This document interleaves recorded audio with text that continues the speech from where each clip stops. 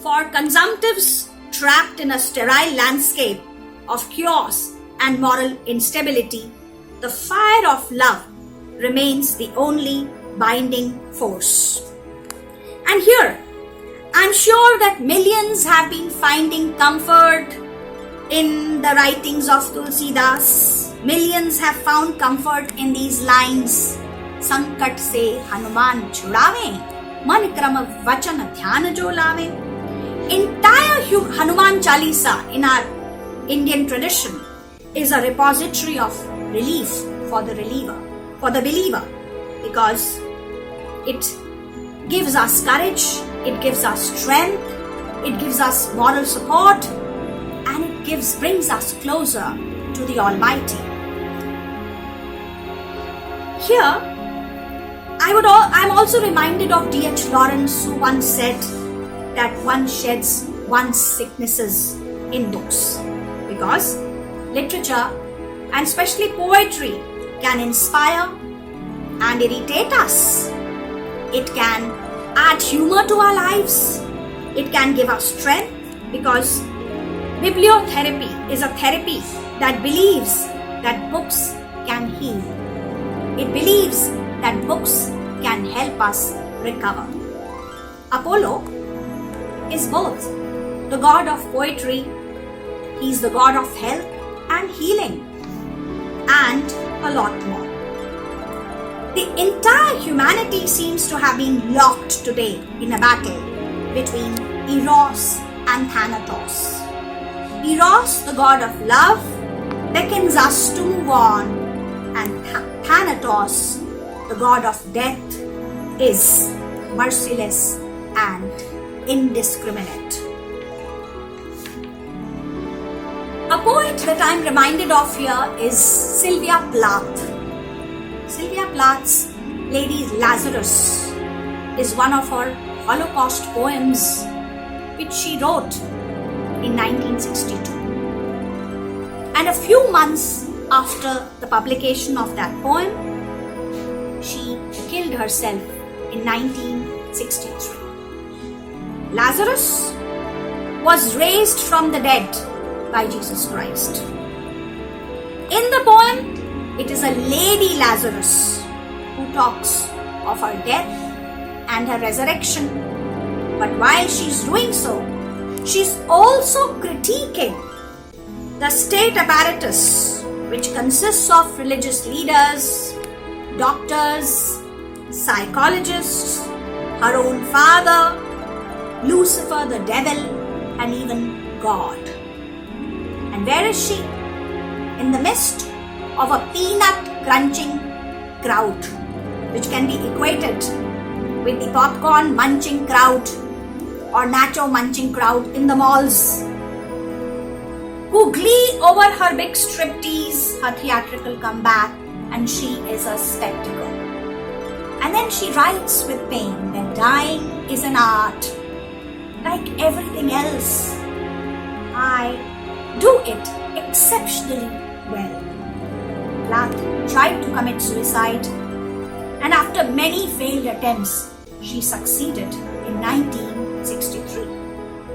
If in the poem, she rises like a phoenix, rising from the ash, she says, flesh, bone, there is nothing there, eating men like air. We see Sylvia Plath speaking to us and being resurrected through her art. Life has been unkind to her, but not art. A writer that comes to my mind and lifts up my sagging spirits at all times is the phenomenal woman Maya Angelou, who taught me to love myself. It is her spirit of resistance, her indomitable courage that runs through her verse. Battered and bruised, still I rise rings with a distinct fervor that whatever life offers to you may not always be to your liking. An unfair unjust, unequal system might pull you down, erase your efforts, negate your presence. It will never be able to crush you. I quote, "Leaving behind nights of terror and fear, I rise into a daybreak that's wondrously clear. I rise. I am the dream and the hope of the slave. I rise, I rise, I rise." Who would not be filled with renewed enthusiasm on hearing such lines, words that heal and empower? As poets, we learn to rejoice. We learn to mourn, to grieve, and also to celebrate with words. In our philosophical tradition, शब्द ब्रह्म है और शब्द मिथ्या भी है. Word is Lord and the word is hidden within the Lord and that Lord is in the world. शब्द मिथ्या भी है, word is an illusion, and yet शब्द ब्रह्म है और अशब्दी ब्रह्म पद पूर्ण भी है.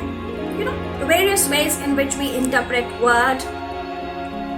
शब्द संभाले बोलिए, शब्द के हाथ न पाँव रे, एक शब्द औषध करे, एक शब्द करे घाव रे, औषध और घाव. I think Mahabharata, the ancient epic Mahakavya, is a perfect example of the battle of words. As a Mahakavya, it lives and thrives on many planes. Is it not significant that the entire Bhagavad Gita is a comfort and solace to Arjun in the battlefield? Words heal and words empower, and words can also break our hearts. As poets, we learn to grieve, to celebrate with words, and in times such as now, I pick up my pen and say to myself, write, write and heal, write and register not just the presence of your body, but also your hungry soul. It is poetry that binds you to your mortal self and lets you enter into a world where meaning is derived through words, through emotions, through feelings. All else is meaningless. I conclude with a poem, and this particular poem will in a way sum up my belief in universal love. And the title of this particular poem is from my third collection, The Day We Went Strawberry Picking in Scarborough. I am in universe. I am complete. I seek none. It is emptiness that calls for more. I have enough fire in me to burn 100 demons, enough water to kill the heat of 100 suns. It is emptiness that calls for more. I have enough sky to hide my million tatters. Would I then grieve for a cloak to wrap this flesh all blue? Enough miles to sketch and traverse the mud-wrecked solitude of the earth. Enough air to spray life into the dead and embassy.